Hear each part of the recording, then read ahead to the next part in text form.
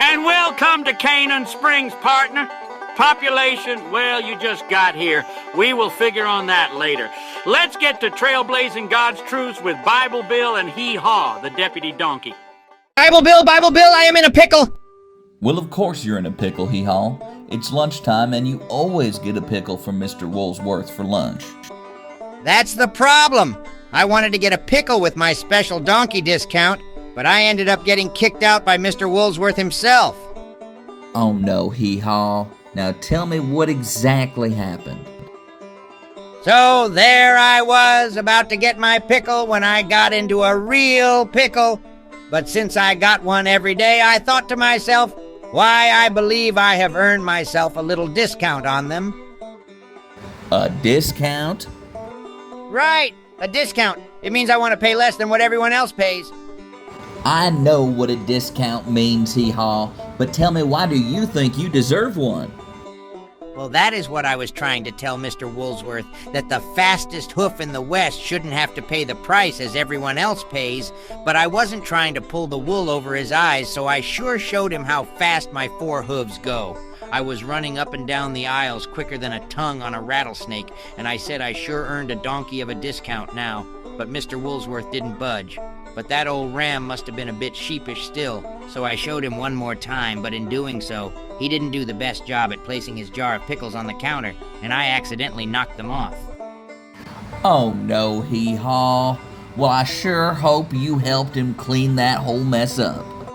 I tried to help, Sheriff, but Mr. Woolsworth didn't follow instructions too well, and he just looked angry when I told him the best way to clean it up.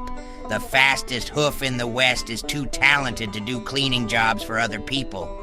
But then he kicked me out of the store and told me to never come back. HeeHaw. Now, Deputy Donkey, I am right plumb disappointed in you. What? Why is that, Sheriff?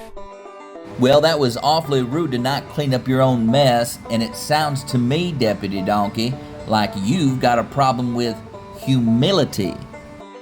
Humility? But it's not that hot out. I am only sweating because, like I said, I was running around Woolsworth. Not humidity, humility. It means that you don't go around bragging and you don't go around telling folks that you're so special that they ought to treat you different. But don't you think my job is more important than Mr. Woolworth and his grocery store? HeeHaw, no job is more important than another. Each one is needed to keep this town running smoothly. We're all on the same team here. But, I guess you are right, Sheriff. Now, HeeHaw, I have noticed that you're starting to get an awfully big donkey head, thinking that your job is more important than others. I want to help you understand why that kind of thinking can be awfully harmful. HeeHaw, harmful?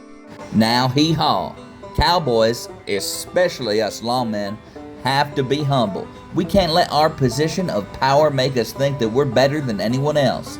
In fact, as Christians, we are called to be humble and to serve others with humility. I never thought about it like that, Sheriff. Now let me tell you about the Bible verse I was reading whenever you came trotting through that door, HeeHaw. Let's talk about Philippians chapter 2, verse 3. It says, "Do nothing out of selfish ambition or vain conceit." That means your pride. Rather, in humility, value others above yourself. I see what you mean. So, it's not about being the most important, it's about working together and valuing others. Now, HeeHaw, are you familiar with this biblical king that had a few struggles with humility himself? His name was King Nebuchadnezzar. Bless you, Sheriff. Do you need a tissue? No, that's his name, HeeHaw. His name is King Nebuchadnezzar. He was a powerful ruler of Babylon a long, long time ago. Now, he had accomplished many a great thing and had a magnificent kingdom, but he didn't always understand the importance of humility. You see, Deputy Donkey, one day King Nebuchadnezzar looked across his great city and said, "Look at this mighty kingdom that I have built by my power and for my glory, not God's." Uh-oh, that doesn't sound very humble. You're absolutely right, HeeHaw. Nebuchadnezzar forgot that it wasn't all about him. So in order to teach him a lesson, God decided to humble him. And he didn't make him eat humble pie. Matter of fact, he made him eat grass. God made the king go through a time of great difficulty where he had to behave like a wild animal and eat from the grass of the field. Oh, I like grass, but I assume that people don't, right? That must... Absolutely, HeeHaw. Living like an animal helped King Nebuchadnezzar realize that God is the one that deserves the glory and that he is in charge of everything, not King Nebuchadnezzar. After that humbling time, Nebuchadnezzar's heart changed and he praised the Lord for his greatness and his goodness. We can all learn from that story, Bible Bill, can't we? Absolutely, HeeHaw. It's important to remember that no matter how strong or smart or successful, or even if we're the fastest hoof in the West, we ought to stay humble. We should use our gifts and talents to help others and give thanks to God for them. Humility reminds us that we're all part of something bigger than ourselves. And everything we've got is a gift from God. Can you imagine bragging about a gift that you received that you didn't have anything in? I can't imagine bragging about a birthday gift. These hooves should glorify God, not run around grocery stores and kick pickle jars. I'll remember this story, Sheriff.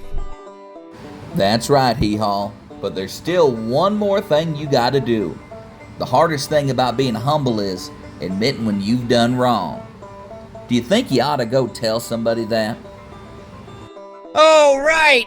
I will try to be more humble with my hooves from this moment on, Sheriff. I'll use the fastest hooves in the West to glorify God by running to Woolsworth's right away and apologizing. That story was so beautiful, Sheriff. I think I better call my mama and do a lot of apologizing to folks myself.